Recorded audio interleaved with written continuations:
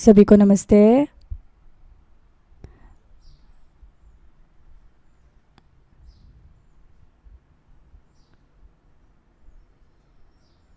नेहम्या एक अध्याय से पढ़ेंगे।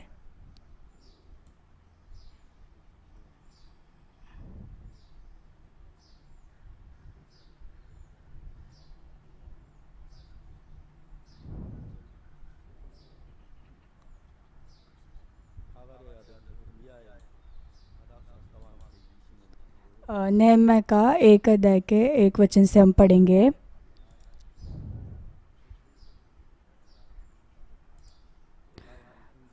हकल्या के पुत्र नेहम्या के वचन 20वें वर्ष के किस्लेव नामक महीने में, जब मैं शुशन नामक राजगढ़ में रहता था, तब हनानी नामक मेरा एक भाई और यहूदा से आए हुए कई एक पुरुष आए। तब मैंने उनसे उन बचे हुए यहूदियों के विषय जो बंधुआई से छूट गए थे और यरूशलेम में विषय में पूछा। उन्होंने मुझसे कहा, जो बचे हुए लोग बंधुआई से छूटकर उस प्रांत में रहते रहे, वे बड़ी दुर्दशा में पड़े हैं और उनकी निंदा होती है, क्योंकि यरूशलेम की शरपनाह टूटी हुई और उसके फाटक जले हुए हैं। ये बातें सुनते ही मैं बैठकर रोने लगा और कितने दिन तक विलाप करता और स्वर्ग के परमेश्वर के सम्मुख उपवास करता और ये कहकर प्रार्थना करता रहा, हे स्वर्ग के परमेश्वर यहोवा, हे महान और भययोग्य ईश्वर, तू जो अपने प्रेम रखने वाले और आज्ञा मानने वाले के विषय अपनी वाचा पालता और उन पर करुणा करता है, तो कान लगाए और आंखें खोले रह कि जो प्रार्थना में तेरा दास इस समय तेरे दास पर इस्राएलियों के लिए दिन रात करता रहता हूँ, उसे तू सुन ले। मैं इस्राएलियों के पापों को जो हम लोगों ने तेरे विरुद्ध किए हैं मान लेता हूँ। मैं और मेरे पिता के घराने दोनों ने पाप किया है। हमने तेरे सामने बहुत बुराई की है और जो आज्ञाएं, विधियाँ और नियम तूने अपने दास मूसा को दिए थे, उनको हमने नहीं माना। उस वचन की सुधि ले जो तूने अपने दास मूसा से कहा था, यदि तुम लोग विश्वासघात करो तो मैं तुमको देश देश के लोगों में तितर बितर करूँगा। परंतु यदि तुम मेरी ओर फिरो और मेरी आज्ञाएं मानो और उन पर चलो, तो चाहे तुम में से निकाले हुए लोग आकाश की छोर में भी हो, तो भी मैं उनको वहाँ से इकट्ठा करके उस स्थान में पहुँचाऊँगा जिसे मैंने अपने नाम के निवास के लिए चुन लिया है। अब वे तेरे दास और तेरी प्रजा के लोग हैं, जिनको तूने अपनी बड़ी सामर्थ और बलवंत हाथ के द्वारा छुड़ा लिया है। हे प्रभु, विनती यह है कि तू अपने दास की प्रार्थना पर और अपने दासों की प्रार्थना पर जो तेरे नाम का भय मानना चाहते हैं कान लगा और आज अपने दास का काम सफल कर और उस पुरुष को उस पर दयालु कर।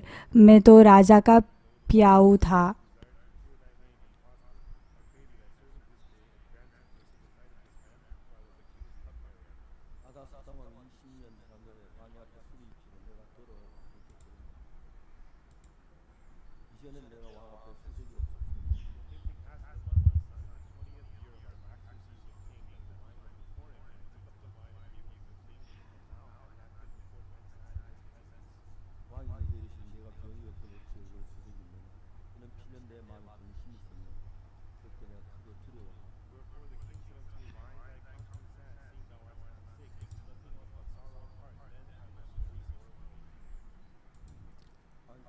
अर्थक्षेत्र राजा के 20वें वर्ष के निसान नामक महीने में जब उसके सामने दाखमधु था, तब मैंने दाखमधु उठाकर राजा को दिया। इससे पहले मैं उनके सामने कभी उदास न हुआ था। तब राजा ने मुझसे पूछा, तू तो रोगी नहीं है, फिर तेरा मुंह क्यों उतरा है? यह तो मन ही की उदासी होगी। तब मैं अत्यंत डर गया। मैंने राजा से कहा, राजा सदा जीवित रहे, जब वह नगर जिसमें मैंने पुरखाओं की कब्रें हैं उजाड़ पड़ा है और उसके फाटक जले हुए हैं, तो मेरा मुँह क्यों न उतरे? राजा ने मुझसे पूछा, फिर तू क्या मांगता है? तब मैंने स्वर्ग से परमेश्वर से प्रार्थना करके राजा से कहा, यदि राजा को भाए और तू अपने दास से प्रसन्न हो तो मुझे यहूदा और मेरे पुरखाओं की कब्रों के नगर को भेज, ताकि मैं उसे बनाऊं। तब राजा ने जिसके पास रानी भी बेटी थी, मुझसे पूछा, जो तू कितने दिन तक यात्रा में रहेगा और कब लौटेगा? अतः राजा मुझे भेजने को प्रसन्न हुआ और मैंने उसके लिए एक समय नियुक्त किया।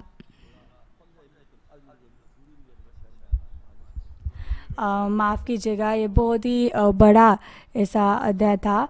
अगर मैं अकेला पढ़ूंगा तो कोई बात नहीं है, लेकिन ट्रांसलेटर के साथ जब पढ़ूंगा तो बहुत ही ज़्यादा समय बीतता है। जैसे परमेश्वर के वचन के द्वारा हमारे पाप धुल जाते हैं और हम जब धर्मी होते हैं, उससे पहले ये पक्का है कि मैं मेरे सोच के द्वारा चलाया जाता हूँ। लेकिन अभी जब हमारा जीवन देखते हैं तो परमेश्वर यीशु मसीह के वचन के द्वारा हम चलाए जाते हैं, ना कि हमारे सोच के द्वारा। उद्धार पाने से पहले मेरे पास बहुत सारे पाप थे। हमेशा मैं पापों की क्षमा के लिए प्रार्थना करता था और पापों में ही जीता आया। मैं 1944 में पैदा हुआ और जैसे मैं पैदा हुआ हम जापान से स्वतंत्र हो सके। और 1963 में जैसे कोरिया में कोरियन वॉर था, कोरियन युद्ध था, और जो जैसे सैनिक आकर उन्होंने 3 दिन के लिए हमारे कोरिया में मतलब युद्ध की तैयारी की थी। लेकिन तभी भी बहुत ही कठिनाई थी, लेकिन यूएस के सैनिक भी आए और उन्होंने हमें मदद किया और हम उस जगह से स्वतंत्र हो सके।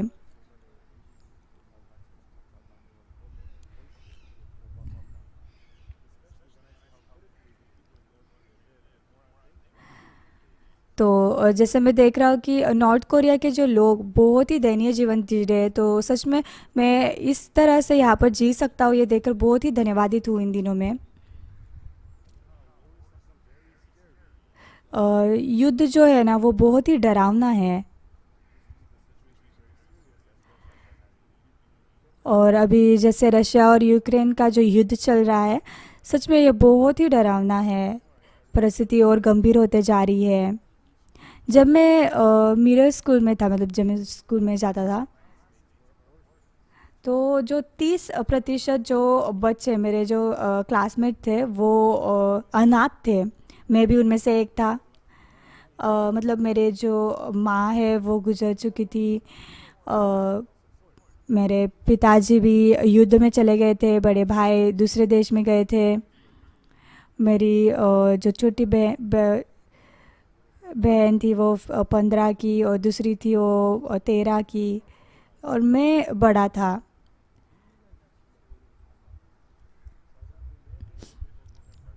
तो मैं बहुत ही कठिनाइयों से गुजरा। समस्या भी बहुत सारी आई, लेकिन अब मैं जब देखता हूँ तो ऐसी कोई भी ऐसा कोई भी देश नहीं है जो हमारे देश की तरह जीता है।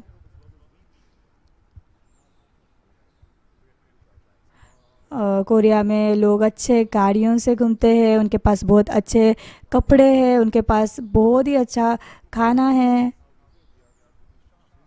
और जैसे दूसरे देशों से जब लोग हमें देखते हैं, हम कैसे जी रहे हैं, वो बहुत ही आश्चर्यचकित हो जाते हैं। और विशेषता से मैं जैसे पासक के रूप में जी रहा हूँ, और वो मेरा जो खाना है वो एक टेबल पर ऐसे तैयार करके रखते हैं, तो मैं बहुत ही आश्चर्यचकित होता हूँ, क्या सच में मैं ये खाना खा सकता हूँ? और अभी हमारे जीवन में ना बहुत ही ज़्यादा बदलाव आया है।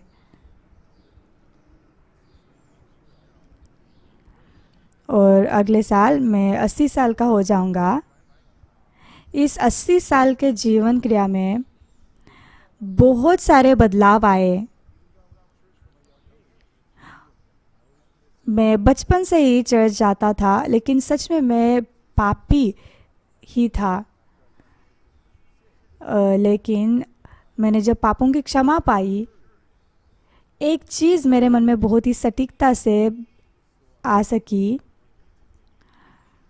कैसे परमेश्वर बहुत ही अद्भुत रीति से मेरे मन में प्रवेश करके वो मेरे मन में रहने लगे। मैं बाइबल पढ़ने लगा।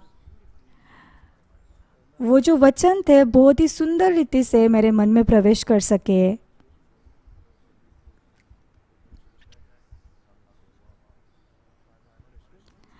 Merchant of Venice, crime of punishment, ये जो किताबें थी, मैं जब पढ़ रहा था मेरे पूरे मन में ये किताबें भर चुकी थी। 2 बार तो मैंने ये किताबें पढ़ी, लेकिन तीसरी बार मैं नहीं पढ़ सका। हालांकि उसमें फ़न था, लेकिन जो बाइबल का जो यूहन्ना का जो किताब है ना, मैंने 300 बार से भी ज़्यादा बार पढ़ा है। मतलब बाइबल जब पढ़ता था ना तो बहुत ही सुंदर ऐसी किताब मुझे लगी। कितना भी पढ़ूँ मुझे कभी भी टायर्ड नहीं लगा। यहाँ पर जो सैनिक थे वो मतलब बेबीलोन को लेकर जा रहे थे।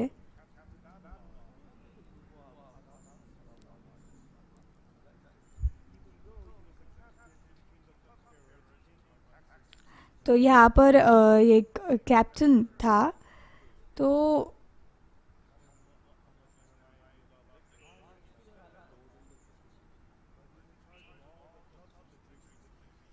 तो वो जो राजा के सभी जो मतलब दाख मधु या फिर जो पीने की चीज़ें उसका वो इंचार्ज था।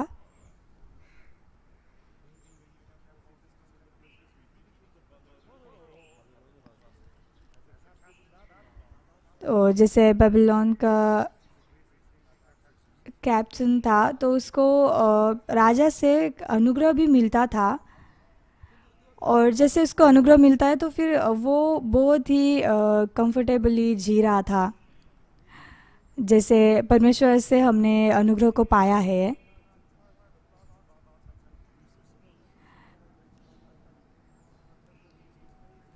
ऐसे इस कैप्टन के मन में हमने परमेश्वर के अनुग्रह को पाया और परमेश्वर को हम दान देते हैं। तो ये जो मंदिर है उस मंदिर के बारे में इसके मन में बहुत ही ज़्यादा बहुत ही मंदिर के बारे में बहुत ही ज़्यादा अपनापन था, क्योंकि उसने लोग वहाँ पर जाकर जैसे परमेश्वर के वचनों को सुनते थे, दान देते थे। लेकिन अगर ये वहाँ से बाहर जाएगा तो सच में बाहर इतना नहीं जी सकता था। एक एक करते हुए उसके मन में सब कुछ एक मेमोरी बन चुकी थी। तो मैंने सोचा कि वहाँ पर यरूशलेम में जाकर दान देना, परमेश्वर के वचनों को सुनना, लोगों को मिलना, तो ये सब कुछ वो बहुत ही ज़्यादा याद कर रहा था। वो सच में याद कर रहा था। तो इसीलिए ये नehemia के मन में यरूशलेम में जाने का मन था। तो क्या सच में मैं वहाँ पर फिर से जा सकता हूँ? क्या परमेश्वर को दान दे सकता हूँ? क्या मैं वचन सुन सकता हूँ? ऐसा मन nehemia के पास था। मैं जब पहले आर्मी में गया था ना, मॉर्स कोड इस्तेमाल करने के लिए मैंने पहली बार सीखा था। तो मैं ट्रेनिंग ले रहा था। तो आर्मी में कभी भी वो लोग कुछ फ्री समय नहीं देते हमें, खुद का समय नहीं रहता है। तो बहुत सारे लोग आर्मी से ना भाग जाते हैं, मतलब वो भाग जाते हैं और फिर अपने गांव में जाते हैं। तो वो किसी के बारे में कुछ भी नहीं सोचते, जस्ट वो भाग जाते हैं, अपने गांव में जाकर रहते हैं। तो इसीलिए आर्मी में कभी भी लोगों को सोचने का समय भी नहीं देते हैं। तो वो क्या करते हैं कि जाओ और वो ज़मीन को मतलब डिग करो और उसके बाद वो सब मिट्टी बाहर निकालो। तो अगर उनको समय दिया, अगर उनको काम नहीं दिया, तो वो सोच में गिर जाते हैं, सोच में गिरते हैं, तो फिर उनको जाने का मन होता है, फिर वो भाग कर जाने का मन उनके पास होता है, तो फिर वो भाग कर जाते हैं और गांव में जाकर रहते हैं। तो नेहमा के मन में हमेशा मतलब परमेश्वर के सामने सभा सुनने का मन था।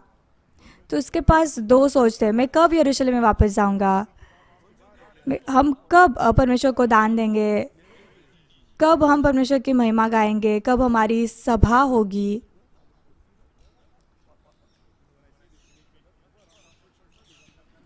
जब मैं अभी मुझे खुद को देखता हूँ ना, तो मुझे कुछ ऐसा कुछ विशेष नहीं लगता। मैं चर्च में हूँ, मैं रविवार की सभा करूँगा, सभाएं होंगी,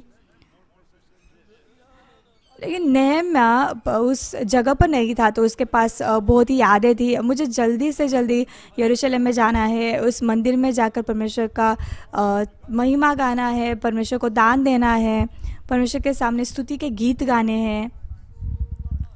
तो उसको ये समय बहुत ही याद आ रहा था। तो एक दिन उसने देखा लोग यरूशलेम से कैप्टिव ले रहे हैं, और वहाँ पर एक ब्रदर का नाम हनानी था और कुछ ऐसे भी भाई लोग थे। ओ तुम हनानी हो, तुम यरूशलेम से, और मुझे देखकर, आपको देखकर बहुत ही अच्छा लगा। उन्होंने एक साथ खाना खाया और उसने उसको पूछा, इन दिनों में यरूशलेम कैसे है।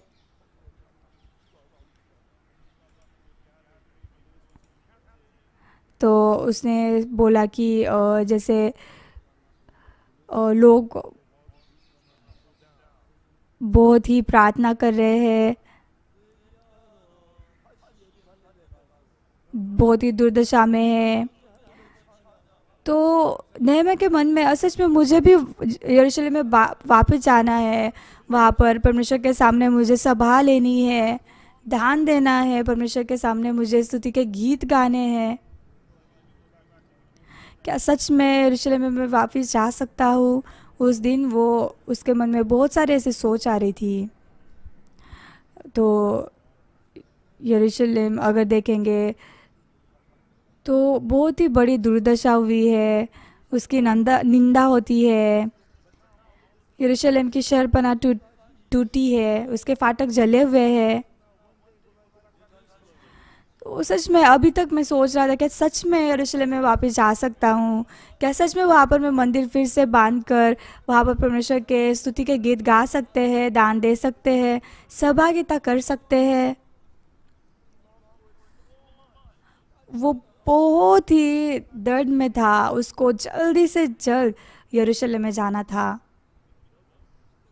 अगर सच में वो यरूशलेम में जाता भी तो वहाँ पर जो मंदिर है वो जला हुआ था, उसकी शहरपनाह टूटी हुई थी, उसकी निंदा हो रही थी। जैसे पहले का यरूशलेम था वैसे ही अभी का यरूशलेम नहीं था। अभी हम लोग इस वचन को देखेंगे, नेहम्याह क्या कहता है 3 वचन में।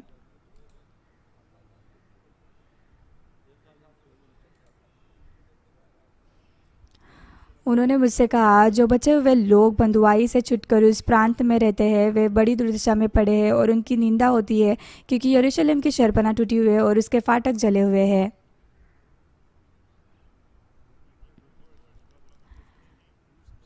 जब उसने इस वचनों को सुना जो भाई ने ऐसे बोला था यरूशलेम से आए हुए, वो बहुत ही दुर्दशा में पड़े हुए हैं और यरूशलेम की शहरपनाह टूटी हुई है। तो जो यरूशलेम की जो शहरपनाह है वो टूटी है। जैसे जापान ने जो मतलब उनकी सिटी जो रहती है वो बनाते थे, तो राजा के जस्ट उस महल के आजू बाजू में ही उन्होंने दीवारें बनाई थी। चाइना अगर देखोगे तो चाइना ने अपने पूरे देश को दीवारें बनाई हैं, देश के बाजू। तो इसीलिए चाइना की वॉर उसको बोली जाती है। तो यहाँ पर यरूशलेम की जो शहरपनाह है, बांधी हुई शहरपनाह टूट गई है। इसका अर्थ क्या है? पवित्र लोग और जो पवित्र लोग नहीं हैं उनमें कुछ भी फर्क नहीं रहा। जो यीशु मसीह पर विश्वास करते हैं और जो नहीं करते हैं उसमें कुछ ज़्यादा फर्क नहीं होगा। वो भी खाते हैं, वो भी पीते, वो भी सोते हैं, कुछ भी फर्क नहीं दिखाई देता। इसीलिए यरूशलेम की जो शहरपनाह है, जो यरूशलेम के गेट थे, ये उस शहर का फ़र्क जानने के लिए थे। जो लोग परमेश्वर के थे, जो लोग पवित्रता में थे और जो लोग नहीं थे। तो अगर नहम्याह अगर यरूशलेम को जाता भी था, लेकिन यरूशलेम पहले के जैसा नहीं था।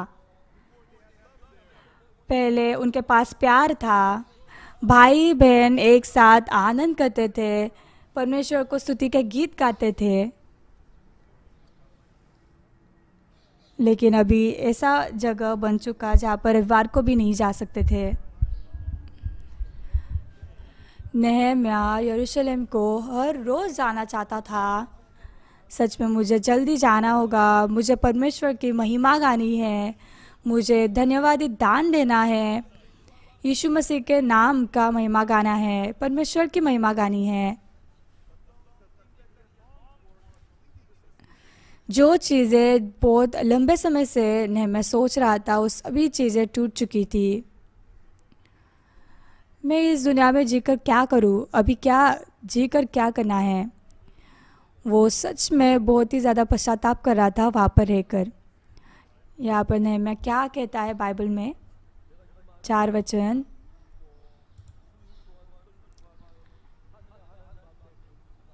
ये बातें सुनते ही मैं बैठकर रोने लगा और कितने दिन तक विलाप करता और स्वर्ग के परमेश्वर के सम्मुख उपवास करता और यह कहकर प्रार्थना करता रहा,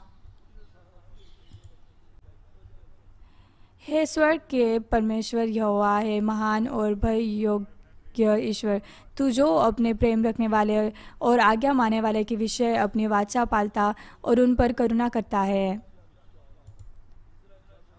तू कान लगाए और आंखें खोले रहे कि जो प्रार्थना में तेरा दास इस समय तेरे दास इस्राएलियों के लिए दिन रात करता रहा हूँ, उसे तू सुन ले। मैं इस्राएलियों के पापों को जो हम लोगों ने तेरे विरुद्ध किए हैं मान लेता हूँ, और मेरे पिता के घराने दोनों ने पाप किया है।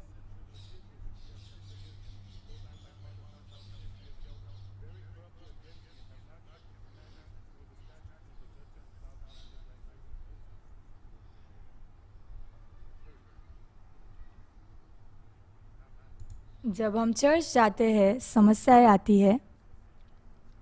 हम रविवार की सभा को जाते हैं, सभा सुनते हैं और मैं वचन बांटता हूँ हमारे भाई बहनों के साथ। मुझे पास्टर के वचनों को सुनना है, मुझे पास्टर से सहभागिता करनी है। मैं बहुत धन्यवादित क्यों हूँ, कब होता हूँ जब भाई बहन आते हैं और चर्च में आकर वो जब धन्यवादित और आनंदित रहते हैं, उनको देखकर मेरा मन आनंदित होता है। एक बहन हमारे चर्च आती थी तो मेरे में एक बार ऐसा आकर उन्होंने उद्धार पाया। वो मेरे से सहभागिता पाती थी तो मैं उनको सहभागिता करता था। तो उन्होंने कहा कि पास्टर मैं 2 साल पहले मैंने तलाक लिया। मैंने पूछा कि हाँ, आपने क्यों तलाक लिया? क्योंकि हमारी जो पर्सनालिटी है ना, बिल्कुल भी मैच नहीं करती थी। तो तुम्हारी पर्सनालिटी मैच नहीं करती इसलिए तुमने तलाक लिया? पास्टर मेरा पति सच में नहीं सुनता है, सच में उसको कितना भी बोला जाए फिर भी नहीं सुनता है। आप उसके साथ एक बार रहकर देखिए। तो सच में उन्होंने कहा कि उनका जो कैरेक्टर है वो मैच नहीं करता, इसलिए पर्सनालिटी मैच नहीं करती, इसलिए उन्होंने तलाक लिया। मैं बहुत हंसा। मैंने बोला, आपके घर में अगर टीवी है और टीवी का आवाज़ बहुत, मतलब टीवी का आवाज़ बहुत ही ज़्यादा आ रहा है, तो आप क्या करते हो? उसका आवाज़ कम करते हो या फिर टीवी को फेंकते हो? बस आवाज़ कम करती हूँ। अगर आपके घर में एक एसी है तो फिर उसका अगर टेम्परेचर ज़्यादा हो रहा है तो फिर आप उसको कम करते हो या फिर फेंकते हो? कम करती हूँ बस। परमेश्वर ने जब मनुष्य को बनाया तो जैसे टीवी और एसी हो, परमेश्वर ने मनुष्य को उससे भी कहीं ज़्यादा अच्छे से मनुष्य को बनाया है। हालांकि टीवी या फिर एसी जैसे चिप मशीनों के भी फंक्शन से उसको कम ज़्यादा करने के लिए, तो लोग परमेश्वर के द्वारा बनाए गए हैं, तो लोग उससे भी कई गुना ज़्यादा तरीके से, अच्छे तरीके से बनाए गए हैं। तो आपको सिर्फ एडजस्ट करना है, मतलब उसको एडजस्ट करना होगा। उनका जो भी बर्ताव है, कुछ भी है, मनुष्यों की जो मशीन है वो टीवी के मशीन से भी ज़्यादा अच्छे से बनाई गई है। तो जो सब कुछ करना है वो सिर्फ एडजस्ट करना होगा। और तुम्हारे पति, मैंने पूछा तुम्हारे पति ने फिर से दूसरा शादी किया है क्या? उन्होंने कहा नहीं। तो मैंने कहा, बहन वापस जाओ तुम्हारे पति के पास, कुछ भी मत कहो। तो अगले दिन वो और उसके पति आए। सच में उसके पति बहुत ही स्मार्ट थे, बहुत ही होशियार थे। मैंने ऐसे व्यक्ति से पहले कभी नहीं मिला था जो इतना होशियार हो सकता है। तो वो वापस एक हो चुके। पास्टर, आपको पता है हम क्यों अलग हुए? ऐसे उसके पति ने कहा। तो मैंने कहा कि नहीं, आपकी पर्सनालिटी मैच नहीं करती। तो उन्होंने कहा, पास्टर बिल्कुल नहीं, मैं सोचता था कि मैं उससे ज़्यादा होशियार हूँ और मैं उसके बिना भी रह सकता हूँ, लेकिन अभी मुझे पता चला है कि सच में उसके बिना नहीं रह सकता। वो मुझसे कहीं दुगना अच्छी है, कहीं ज़्यादा, कहीं गुना अच्छी है। और सच में हम एक हो सके। तो कुछ महीनों के बाद मैंने उस बहन को फ़ोन किया, क्योंकि मैं वंडर कर रहा था कि तो मैंने फ़ोन करके पूछा, बहन क्या आप सच में आनंदित हो? तो बहन ने फ़ोन उठाया, सच में कहा, पास्टर मैं बहुत ही खुश हूँ, बहुत ही खुश हूँ और बहुत ही आनंदित से हम लोग जी रहे हैं। तो उनका पति भी अभी काम कर रहा है, बहुत अच्छे से जी रहे हैं। तो जब पति पत्नी जब वो झगड़ते हैं ना, तो कुछ जो चीज़ें होती है वो एक दूसरे से झगड़ते हैं, लेकिन वहाँ पर एक समय है जहाँ पर एक दूसरे को समझ कर लेना है। इस सच में आप झगड़ रहे हो, बोल रहे हो, ऐसा इतना फ्रस्ट्रेट होता है और ऐसा लगता है कि कैसे मैं इस व्यक्ति के साथ रह सकता हूँ और ये मुझे अभी पागल बनाकर छोड़ेगा। ऐसे सोच आते हैं जब पति पत्नी एक साथ रहते हैं। तो बहुत सारी चीज़ें हैं जो झगड़ा होता है। कौन से पति पत्नी है जो नहीं झगड़ते? झगड़ा तो होता है, लेकिन सच में वो परमेश्वर के द्वारा एक बनाए गए हैं। हमारा चर्च दो चीज़ों से बहुत ही अलग है। हमारे चर्च में तलाक का जो रेट है वो बहुत ही कम है, और शायद 3.2%। और फिर ऐसा भी है कि बाहर तलाक लेते हैं, लेकिन चर्च में आकर फिर से वो एक बन जाते हैं। मैं भी मेरे पत्नी से बहुत बार झगड़ा करता हूँ,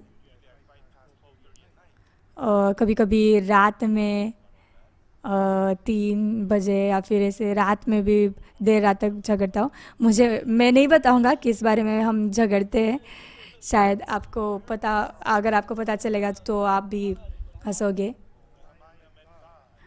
नहम्याह परमेश्वर को मिला, उसने पापों की क्षमा पाई, परमेश्वर के अनुग्रह को पाया, परमेश्वर की स्तुति की। और जब वो यरूशलेम में जी रहा था, उसको नहीं पता था उसको जब यहाँ पर लेकर आए, उसके पास एक अच्छा स्थान था, उसके पास शांति थी, वो अच्छे से जी रहा था।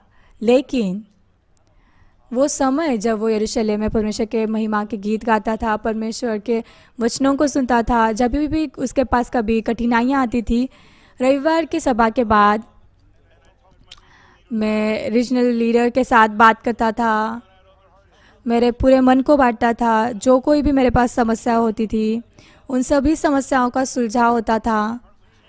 पास्टर जब मेरे मन के बारे में बोलते थे, मेरा मन बदल सकता था। इस प्रकार की यादें हमारे मन में रह जाती है। जब हम इस जगह पर हैं, हमें नहीं पता होता, लेकिन जब नहम्याह बेबीलोन का कैप्टन हुआ, उसके पास स्थान था, उसके पास पोजीशन थी, उसके पास रिस्पेक्ट थी, लोग उसको आदर देते थे। लेकिन वो जो सुंदर यादें जो परमेश्वर के साथ थी, जब मैं सुसमाचार प्रचार करता था, मेरे दोस्त जो मेरे दोस्त लोग थे वो उद्धार पाते थे। वो उद्धार पाकर, पास्टर मैं नया जन्म पाया हूँ, मैंने उद्धार पाया। इस प्रकार की जो यादें हैं वो हमारे मन में भर जाएंगी। लेकिन जब हम परमेश्वर से दूसरे देश में जाते हैं, सच में लोगों के मन में बहुत ही समस्या होती है, बहुत ही यादें रहती है। अभी जब मैं यूक्रेन के मिशनरी के साथ बात कर रहा हूँ फ़ोन पर, अभी कैसा है, और वो पूरी रीति से हमें पूरा जीत रहे हैं। हमें यहाँ से मूव होना पड़ेगा। तो वो भाई बहनों से सहभागिता कर रहे हैं, भाई बहनों से यहाँ से निकल जाओ। तो भाई बहन कह रहे हैं कि मिशनरी आपको यहाँ से निकलना होगा, आप यहाँ से चले जाओ। नहीं, मुझे यहाँ पर रहना होगा।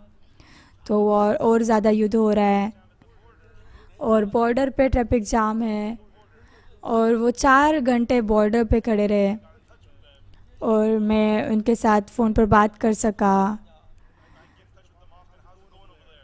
लगातार उनको फ़ोन करके कैसे चल रहा है, क्या हो रहा है।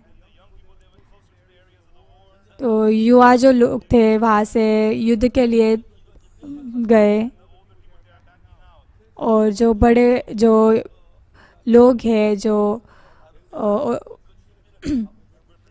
जिनका उम्र ज़्यादा है, वो वहाँ पर बॉर्डर के यहाँ पर से लोगों को पीछे ढकेल रहे हैं। नेहम्याह उस वॉर में नहीं है, उस युद्ध में नहीं है। वो अच्छा है, वो ठीक है, वो अच्छे से रह रहा है। लेकिन जैसे वो सर्विस परमेश्वर के सामने ले रहा था, जब वो परमेश्वर के सामने महिमा गा रहा था, उसके पाप से वो छूट सका था। उसके पास पाप नहीं था। मैं पवित्र हूँ, मैं धर्मी हूँ, मैं परमेश्वर के सामने पवित्र हूँ। इस तरीके से उसने बहुत ही ज़्यादा परमेश्वर के सामने महिमा गाई थी। खुशी का दिन जब परमेश्वर ने मेरे पाप धोए, मेरे मन में से पाप चले गए। सच में परमेश्वर के वचन को मैं पाया। इस प्रकार से वो जिया। लेकिन वो जब उस कैप्टन हुआ, वहाँ से वो उस जगह से वो बहुत ही दूर चला गया। उसका मन बहुत ही यरूशलेम से दूर चला गया। अभी उसका मन यरूशलेम के लिए पूरा जल चुका है।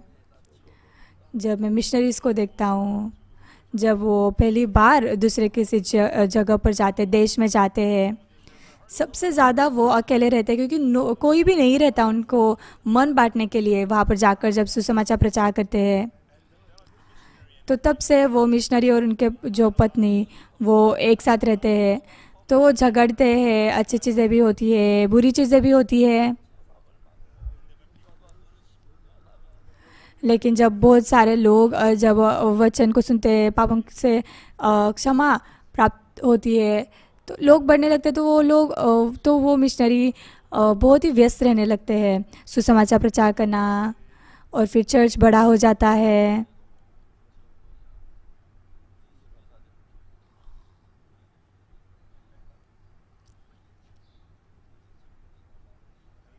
और सबसे ज़्यादा अद्भुत चीज़ क्या है, हमारी जो मिशनरीज़ के जो चर्चेस है वो बड़े हो रहे हैं और उनके जो चैपल हॉल भी बड़े हो रहे हैं। पास्टर्स भी बहुत ही व्यस्त हो चुके हैं, उनके जो हज़ारों जो मेंबर्स है तो वो भी बिज़ी है। तो फिर जिनके हज़ारों मेंबर्स है तो वो ज़्यादा व्यस्त रहेंगे। तो जब मैं परमेश्वर के दासों को जब देख रहा हूँ, सच में मुझे अभी यरूशलेम में जाना है और सच में मुझे फिर से परमेश्वर की महिमा गानी है। नehemiah के मन में ऐसा था, थोड़ा परमेश्वर को दान देना और परमेश्वर के दासों से सहभागिता पाना। आपका जीवन अभी यहाँ पर है ना, आपको पता नहीं चलेगा, लेकिन नehemiah यरूशलेम से बहुत दूर जा चुका था। बहुत ही बुरी रीति से वो याद कर रहा था, कब मैं यरूशलेम में वापस जाऊंगा, कब मैं सहभागिता पाऊंगा, कब मैं परमेश्वर की महिमा गाऊंगा, कब मैं दान दूंगा। उसके मन में यही चीज़ें थी। उसके भाई का नाम हनानी, जो यरूशलेम का कैप्टिव करके उसको लाया था। और तुम हनानी हो, तुमसे मिलकर अच्छा लगा, कैसा हो, यरूशलेम कैसा है, वो बहुत ही जानना चाहता था। तो कैसे हो रहा है, कभी क्या यरूशलेम में क्या हो रहा है। हनानी ने जवाब दिया, लोग जो बंधुआई में है उनका बहुत ही निंदा हो रहा है। यरूशलेम पूरी तरीके से टूट चुका है, उसके फाटक जले हुए हैं। जब मैंने देखा कि जो यरूशलेम जो मैं छोड़कर आया था वो जैसा था वैसा अभी नहीं बचा। यरूशलेम का दुर्दशा हो चुका है, लोग दुर्दशा में पड़े हैं, निंदा हो रही है, यरूशलेम की शर्पना टूटी है, फाटक जले हुए हैं। अगर सच में शर्पना टूटी हुई है तो पापी और पवित्र लोगों में कुछ भी फर्क नहीं बचा। चर्च भ्रष्ट हुआ हो चुका है। पवित्र और धर्मी और अधर्मी में कोई भी फर्क नहीं बचा। जब परमेश्वर चर्च में जिंदा है तो क्या होता है, हर एक परमेश्वर के दास के मन में मेरे पापों की क्षमा हो चुकी है, मेरे पाप बर्फ़ के जैसे सफ़ेद हो चुके हैं। खुशी का दिन जब यीशु ने मेरे पापों को धोया। मैं ये जो परमेश्वर का स्तुति का गीत है वो हमेशा गाता था, लेकिन जब मेरे पापों की क्षमा हुई मैं लगातार इस गीत को गाता रहा। भाई बहनों, क्या आपने कभी सोचा है ये पापों की क्षमा पाकर स्तुति के गीत गाना ये सच्चा आनंद है? सच में आपके जब मन पाप में गिरे हुए थे, लेकिन जब आप कठिनाई में थे, परमेश्वर के दास के पास जाकर उनको मिलकर उनके साथ सहभागिता करते हुए, क्यों आपने पापों की क्षमा नहीं पाई? यीशु मसीह हमारे पापों के लिए मरा। यही तो चर्च है। जब लोग पापों से भरे हुए मन को लेकर यहाँ पर आते हैं, उनके पापों को जब वो क्षमा होते हुए देखते हैं, वो खुश होते हैं, धन्यवादित होते हैं, परमेश्वर की स्तुति गाते हैं। ये परमेश्वर का चर्च है, ये परमेश्वर की कलीसिया है। इसके बिना हम ख्रिस्ती लोगों के इतिहास को देखेंगे। एक कॉलेज था, उसके जो चांसलर थे, हमने उनके साथ सहभागिता की और हमने 1 घंटे के लिए बातचीत की। वो मुझे बहुत अच्छे से जानते हैं।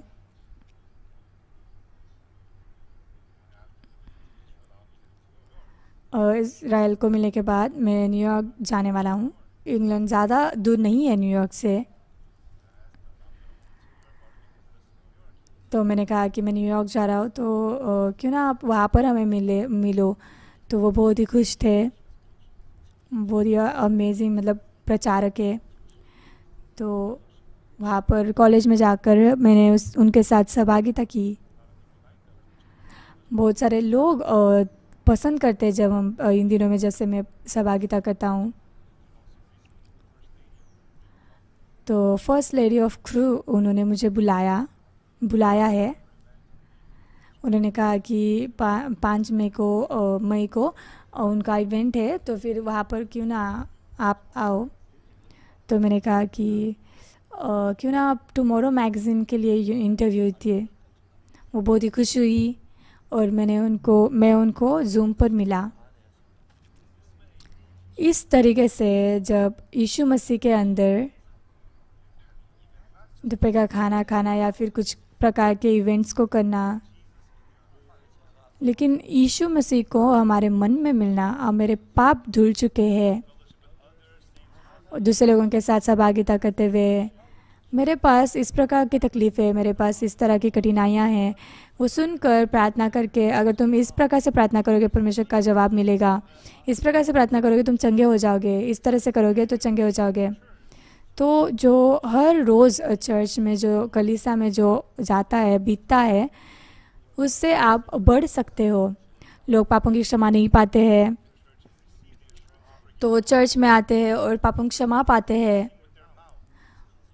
खुद के मुंह से परमेश्वर की स्तुति गाते हैं, मेरे पाप धुल चुके हैं, मेरे पाप बर्फ़ की तरह सफ़ेद हो चुके हैं। थियरी में नहीं, बल्कि उस चर्च में जाने के बाद मुझे समझ में आया मेरे पाप धुल चुके हैं। वो कलीसिया सच में इस पापों की क्षमा करती है। इस तरह की चीज़ें हमें पता नहीं थी, लेकिन जब आप उस देश से दूर जाते हो और बहुत ही दूर जाकर तब आपके मन में कलीसिया के प्रति मन, जैसे नेहम्याह के मन में सच में यरूशलेम के लिए बहुत ही जलता हुआ मन था। मुझे परमेश्वर की महिमा गानी है, मेरे पास इतनी कठिनाइयाँ हैं। तो फिर उसने सच में प्रार्थना करने के लिए शुरू किया, परमेश्वर के सामने प्रार्थना करा था, परमेश्वर प्लीज़ इस यरूशलेम को फिर से खड़ा होने के लिए अनुग्रह दीजिए। समय बीतता गया। एक दिन वो राजा को दाख मधु देने के लिए गया। राजा ने उसके चेहरे को देखा,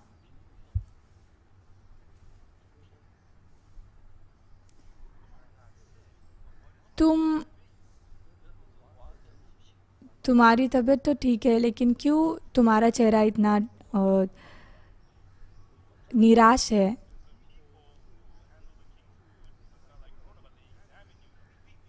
तो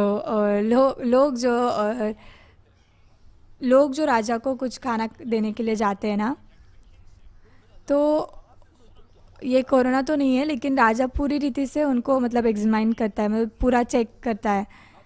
तो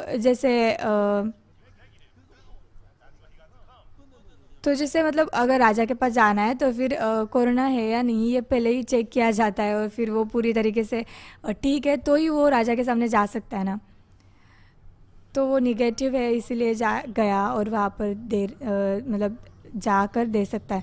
वैसे ही ये जो राजा के पास चला गया, तो फिर राजा उसको देख रहा है कि इसकी तबीयत तो ठीक है, लेकिन इसका मन क्यों इतना निराशा में है। तो उसके पास प्रार्थना के लिए समय नहीं था, तो राजा के सामने जाकर प्रार्थना करते हुए, परमेश्वर मेरी जो जगह है, मेरे जो पिता का जो जगह है, वो उसका जो शर्पण है वो टूट चुका है, जल चुका है, तो क्यों ना मैं निराश कैसे नहीं हो सकता। तो राजा ने क्या कहा, परमेश्वर ने राजा के मन को बदला।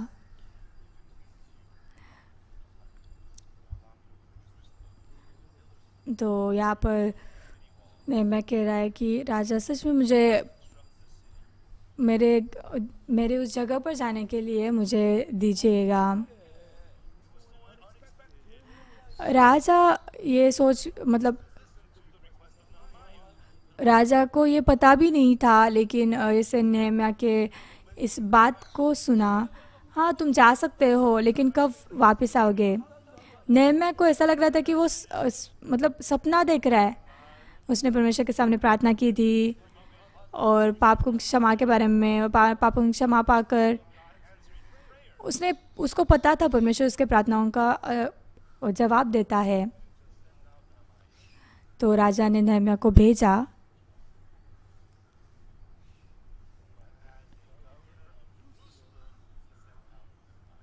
लेकिन यरूशलेम के गवर्नर के रूप में उसने नहम्याह को भेजा।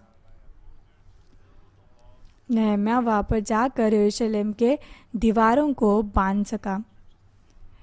आज बहुत सारे जो कलीसियाएं हैं, चर्च में दीवारें नहीं है। जब आप चर्च में आते हो,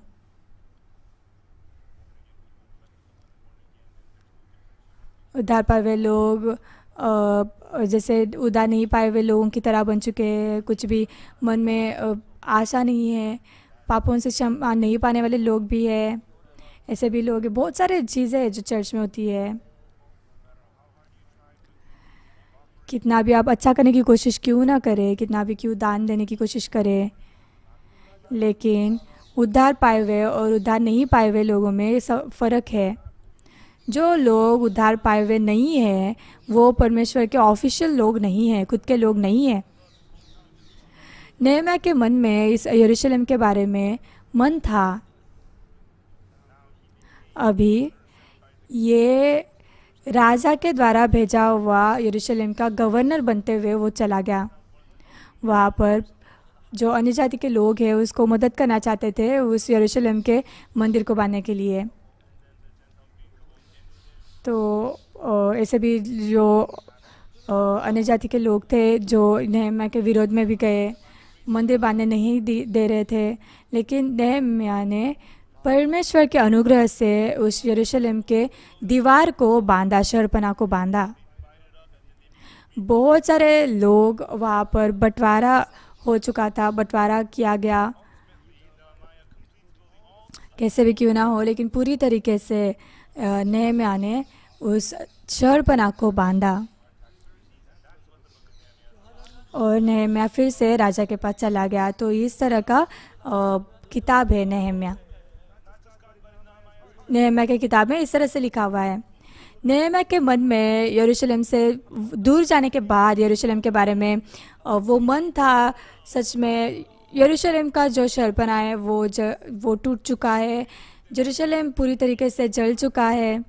जब उसने ये सब कुछ सुना वो सिर्फ प्रार्थना करता रहा, रोता रहा। वो लोग इब्रू के दास बन चुके हैं। वो लोग जाकर दास के रूप में जाकर उन लोगों के गीत गा रहे थे। उसका मन पूरी तरीके से टूटा था। हम सभी लोग चर्च में जाते हैं, परमेश्वर के वचन को सुनते हैं, और जिन लोगों के पास एक्सपीरियंस है कि मेरे पाप धुल चुके हैं, पापों की क्षमा मिल चुकी है, यीशु मसीह मेरे मन में प्रवेश कर चुके हैं और वो मेरे मन को चला रहे हैं। मेरे पास जो मन पहले नहीं था वो अभी मेरे मन में बढ़ रहा है। यरूशलेम के बारे में मेरा मन बहुत ही दर्द में है। जैसे दो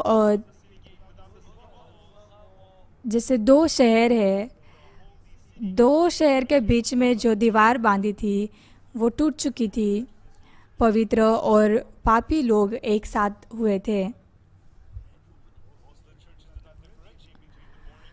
बहुत सारे चर्चेस में धर्मी और अधर्मी के बारे में कुछ भी फ़र्क नहीं किया जाता। और वो लोग एल्डर्स बन जाते हैं, चर्च के दास बन जाते हैं। इस तरह से वो कभी भी धर्मी नहीं बन सकते या फिर वो पापों से क्षमा नहीं पाते। हमेशा वो रोते रहते हैं और एक दिन वो मर जाते हैं। मुझे पापों की क्षमा पानी है। मुझे लगा कि मैं अगर कुछ अच्छा करूँगा, कुछ करूँगा तो फिर मैं धर्मी बन सकता हूँ। बहुत सारे लोग हैं जो पापों के सामने दर्द में है, पीड़ा में है और मर रहे हैं। लेकिन परमेश्वर के मूल्यवान अनुग्रह के द्वारा हमने उद्धार पाया। हमने पापों की क्षमा पाई, परमेश्वर का प्यार हमारे मन में प्रवेश कर सका और परमेश्वर का पवित्र आत्मा हमारे मन में काम कर रहा है। तो वहाँ पर भी ऐसे लोग थे जो बहुत ही झगड़ रहे थे। हमारे मन में भी बहुत सारे कठिनाइयाँ थी, समस्याएं थी, लेकिन उद्धार पाने के बाद हमारे मन में आशा आई, शांति आई। मैंने उस बहन को फ़ोन किया और उसको पूछा, इन दिनों में कैसे जी रहे हो? वो बहुत ही खुश थी।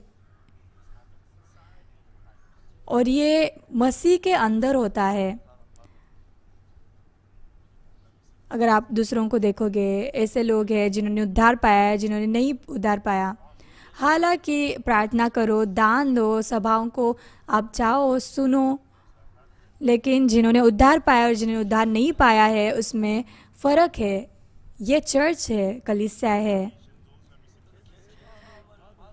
जिन्होंने उद्धार पाया है, जिन्होंने उद्धार नहीं पाया है, उनके मन में फ़र्क है।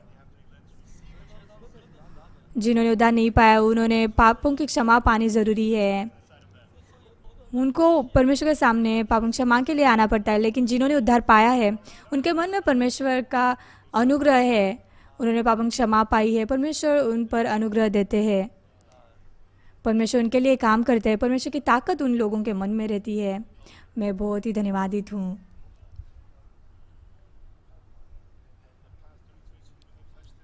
एक एल्डर थे चर्च में और पास्टर बहुत ही अच्छे से प्रचार कर रहे थे। उनके मन में वो प्रचार बहुत ही स्पर्शित हुए वो उस प्रचार को सुनते हुए। और उनका एक बहुत ही अच्छा दोस्त था। एक दिन वो दोस्त गुजर गया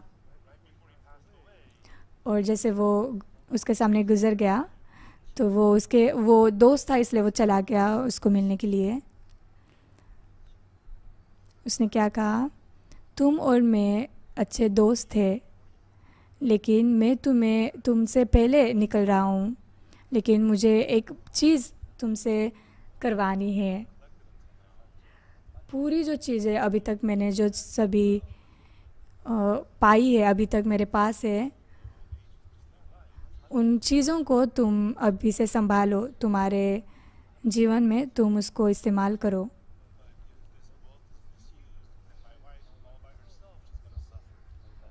लेकिन इन चीज़ों को तुम अच्छी तरीके से नहीं इस्तेमाल करोगे। मेरी पत्नी को बहुत ही ज़्यादा कठिनाइयों में जाना होगा। तो मेरी पत्नी अच्छे से मेरी संपत्ति का मैनेज नहीं कर पाएगी। तो मैं तुमसे एक रिक्वेस्ट करना चाहता हूँ, क्या तुम मेरी सभी संपत्ति को संभालोगे? क्योंकि अगर वो अच्छे से मैनेज नहीं कर पाएगी तो वो बहुत ही दर्द में चली जाएगी। तो तुम उसको संभालना, तुम उस संपत्ति को संभालना। तो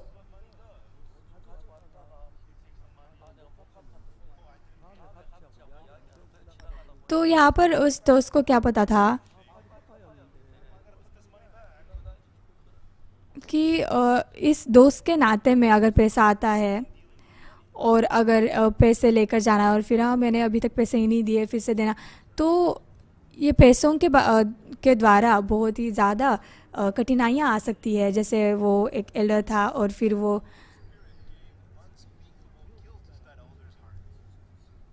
जैसे पैसे ले रहा था या फिर इस तरह की चीज़ें कर रहा था, उसके मन में बहुत पवित्र आत्मा बहुत ही दर्द दे रहा था। और सच में अगर वो भाई गुज़र गए और उसके बाद उसके जगह पर मैं इस तरह के पैसे संभाल रहा हूँ, तो सच में वो बहुत ही ज़्यादा उसके पास दर्द हो रहा था। तो उसने क्या कहा, मैं आखान हूँ। तो सभी जो भाई बहन थे वो बहुत ही आश्चर्यचकित हुए, ये ऐसा क्यों प्रचार कर रहा है।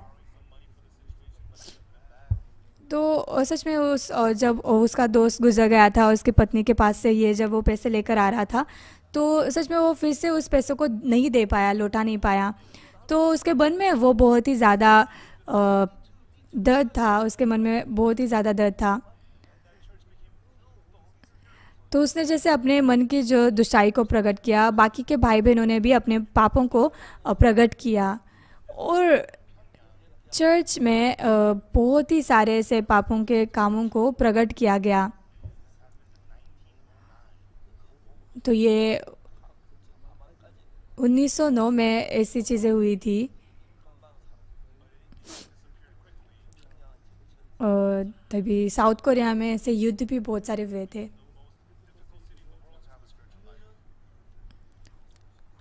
तो उस सिट वो जो सिटी थी वो सबसे ज़्यादा कठिनाई में गई थी। ऐसी चीज़ें भी इस दुनिया में होती है।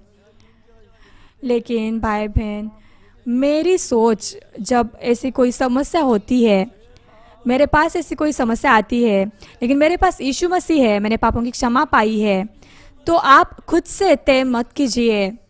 यीशु मसीह को ये हैंडल करने के लिए दीजिए, यीशु मसीह को ये संभालने के लिए दीजिए। जब भी पवित्र आत्मा आपके मन में आता है, मैंने बहुत बार ऐसे समस्याओं का सामना किया है। जैसे हमारे अंदर यीशु मसीह है, लेकिन फिर भी हम संसार की दुनिया में अच्छे से जीने की कोशिश करते हैं। नेहम्याह को यरूशलेम में जाना था। यरूशलेम पूरी रीति से टूट चुका था और यरूशलेम की शहरपनाह टूट गई थी। वो उस दर्द को सहन नहीं कर पा रहा था। वो रो रहा था, वो रो रहा था और वो रो ही रहा था।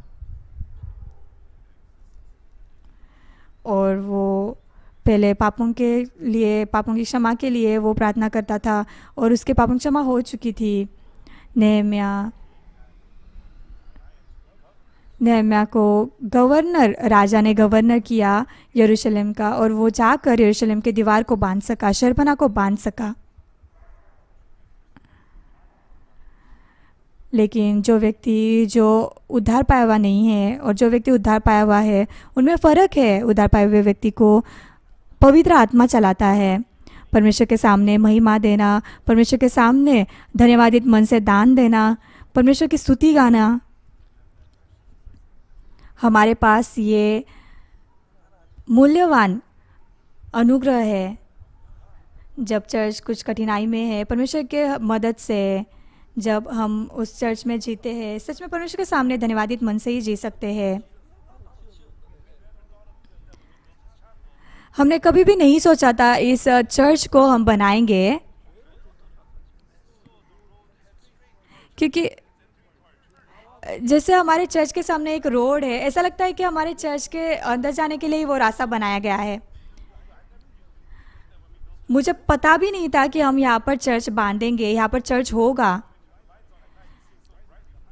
विशेषता से जब हम चर्च में जब लाइट को शुरू करते हैं ना, ऐसे रास्ता दिखता है, और हमें कभी भी, मैंने सोचा नहीं था कि ये चर्च का रास्ता यहाँ पर बन सकता है। तो यहाँ पर एक बड़ा ऐसे हॉल बनाया गया है, और एक मतलब जब इस बिल्डिंग का, इस चर्च का जब कंस्ट्रक्शन था, सच में पूरे मन से, और सच में एक दूसरे के मन में प्यार था, और जैसे बहुत ही अच्छे से ये चर्च बनाया गया। यहाँ पर रिफ्रेशमेंट भी है, बहुत ही अच्छे से बनाया। परमेश्वर हमारे अंदर है। हमारा मन भी परमेश्वर के द्वारा चलाया जाना चाहिए। अगर परमेश्वर के द्वारा नहीं चलाया जाता तो हमारा मन शरीर की इच्छाओं में गिर जाता है, संसार की इच्छाओं में गिर जाता है, और ये भ्रष्ट हो जाता है, पापों में गिर जाता है।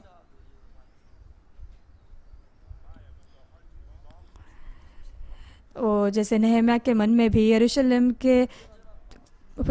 से दूर रहकर लंबे समय के लिए उसके मन में यरूशलेम के लिए दर्द था। परमेश्वर के सामने उसने पश्चाताप किया और उसने अपना मन फिराया। परमेश्वर ने बहुत ही अद्भुत रीति से नेहम्याह को अनुग्रह दिया। बहुत ही अद्भुत रीति से नेहम्याह चर्च का, यरूशलेम का गवर्नर बना। परमेश्वर के अनुग्रह से यरूशलेम की शहरपनाह फिर से बन सकी। नेहम्याह फिर से बेबीलोन में चला गया।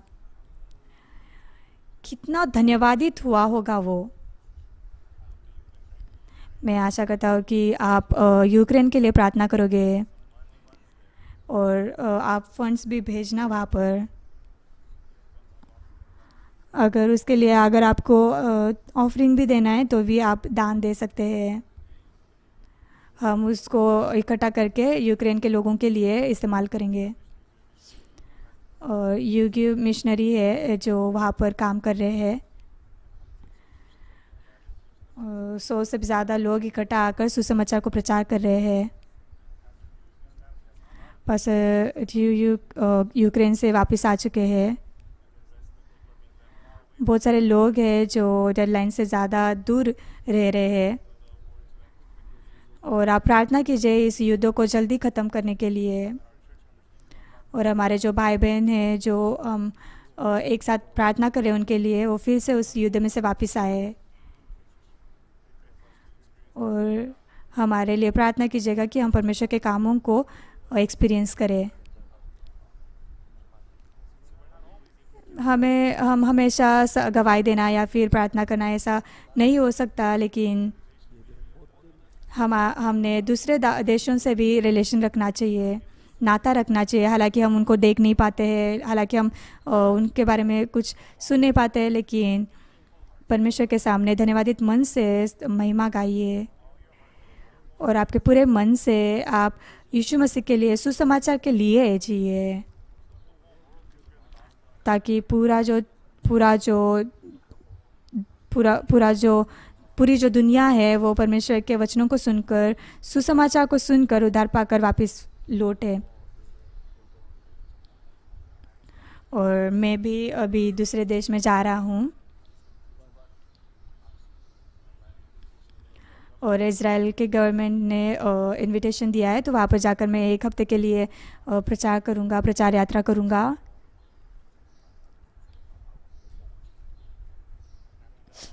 और इसके बाद साउथर्न अफ्रीका के अलग अलग देशों में जाऊंगा, जहाँ पर मिनिस्टर लोगों को मिलकर मैं परमेश्वर के वचनों को भी बांटूंगा। पूरे दुनिया में हमें परमेश्वर के वचनों को बांटना है। मैं जब बेबीलोन में था, यरूशलेम से दूर था, जैसे ये मूल्यवान चर्च है, आप दूसरे लोगों के लिए प्रार्थना कीजिएगा ताकि ये चर्च कभी भी टूट ना पाए, लंबे समय के लिए ऐसा ही रहे और परमेश्वर की महिमा यहाँ पर गाई जाए और पूरे कोरिया में ये सुसमाचार फैला जाए। मैं आशा करता हूँ ये जो सुसमाचार है ये दुनिया के अंत तक फैलाया जाएगा और परमेश्वर के प्यार से जो आपके मन में बह रहा है, मैं आशा करता हूँ कि इस समय के लिए आप नेहम्या बनोगे। मैं यहाँ तक प्रचार करूँगा। धन्यवाद।